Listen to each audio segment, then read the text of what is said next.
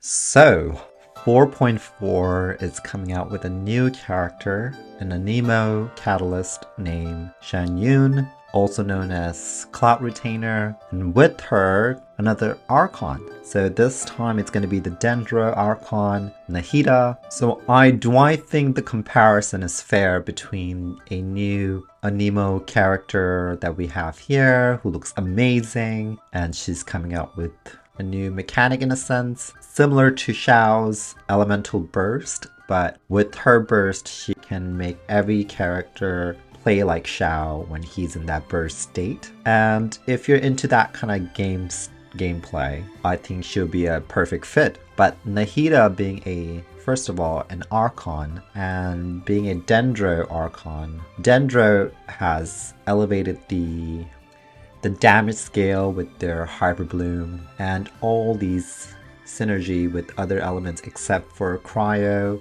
and Geo and also Anemo. So 3 elements that Dendro doesn't really synergize with. Other than those 3, Hydro, Pyro, Electro, Dendro elevated those elements, especially Electro. And Hydro is always on the top. Do I think it's a fair comparison between a Dendro Archon and a new Anemo character? I don't think it's a fair comparison. I think Xianyun is in this weird position, just like Yoimiya, because Yoimiya usually gets stick in between like a really good character and an Archon. Do I think she's gonna be an amazing character? I think so. We will only know once we, play her, but what we have seen so far with all these videos they have released Genshin, it's more looking like, she's gonna provide some healing with her burst, and her burst will have this duration where other characters can do plunge attack. Personally, I do not care for that kind of gameplay, hence why Xiao is on my list of never summoning for a character, because I just don't really care for Xiao's gameplay.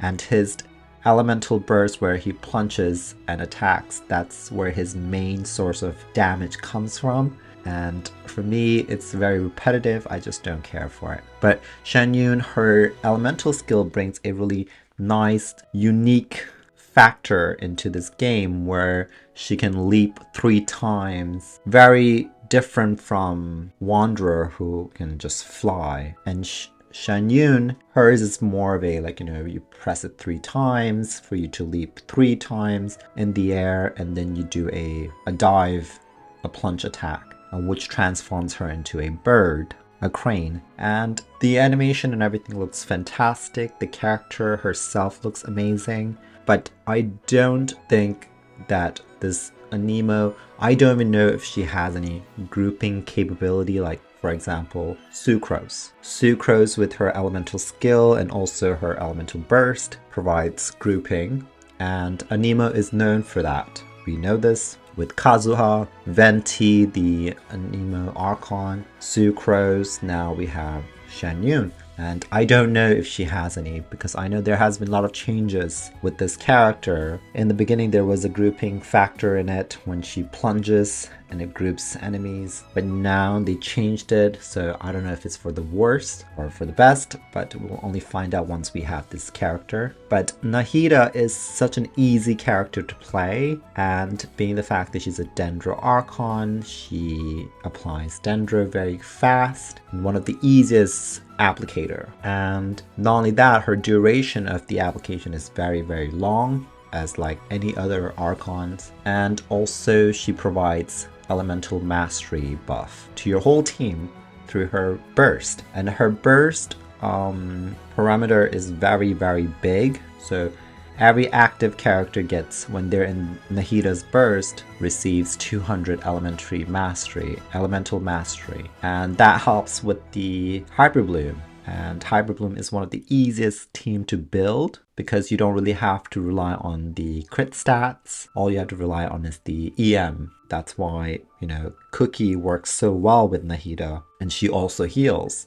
So a 4-star like Cookie can pair really well with Nahida, and her team comms are very vast. Like, it's not that difficult for you to fit Nahida into your team. Now with Xianyun, being the fact that she's an Anemo character, even though Anemo can use the best set, which is the Viridescent set, and it shreds elemental resistance. But I don't know if it's enough because, like I said before, her grouping, it's very, very iffy right now if she has the capability of grouping enemies, because if she does not, I think this character will, suffer a little. And for me, I don't know if that's going to be good.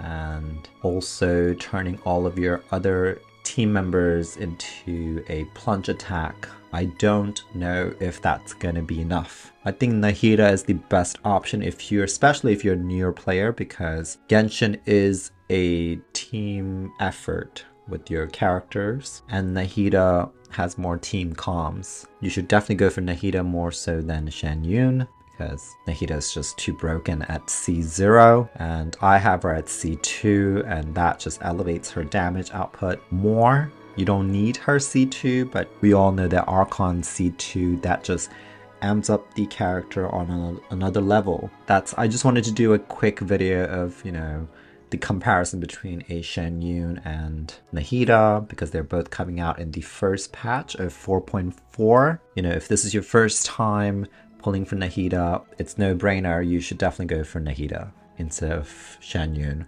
And then, of course, wait it out and see. Listen, at the end of the day, if you prefer Xianyun's gameplay over Nahida, go for the character that you want, not necessarily for you to go for the meta character. Nahida is just too broken to pass, especially if this is your first time. Thank you so much for watching, and I am very excited for 4.4, especially going back to Liyue, and also the new area looks amazing, and the new boss looks amazing, and also I cannot wait for the Lantern Rite, because you get a free 4-star Liyue character, and I'm definitely gonna go for Gaming because he just looks awesome. I don't know if he's gonna be strong or not, but he's a 4-star, so I don't have like a high expectation, but he's going to be a new character for me, so I'm definitely going to go for him. Well, there you go. And if you're going to pull for these characters, good luck with your summonings, and I will see you next time. Bye bye.